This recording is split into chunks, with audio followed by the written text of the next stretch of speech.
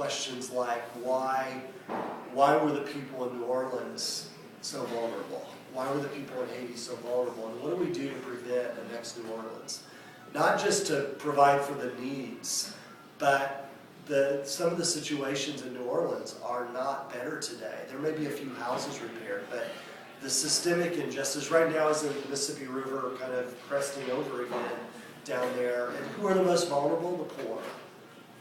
If you look at Haiti and the devastation of the earthquake, has anybody been to Haiti? It tends to be a place, it's close. It was my first international experience, was Haiti. And you just see how vulnerable the people, and a Haitian theology is different than a Joel Osteen theology.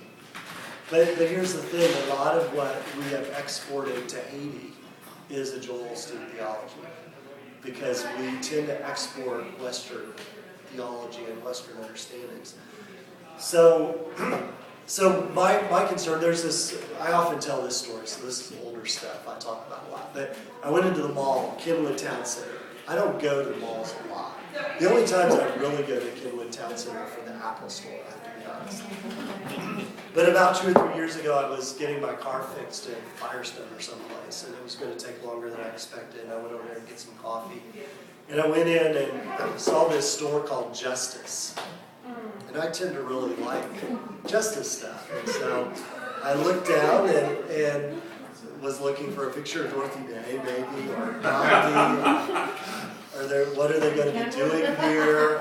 Is there going to be Malcolm X? Well, I looked down and there's lots of pastels.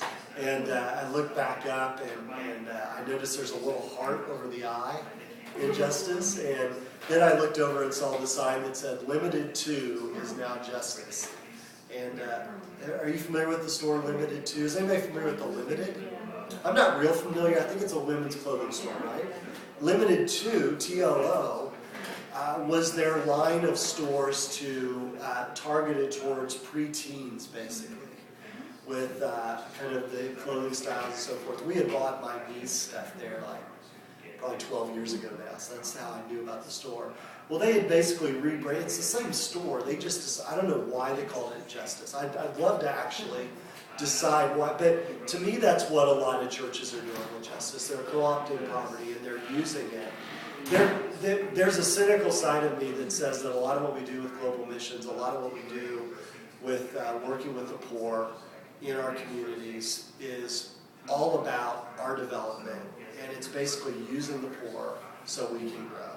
It's commodifying the poor, if that makes sense. It's basically, and gosh, that bothers me.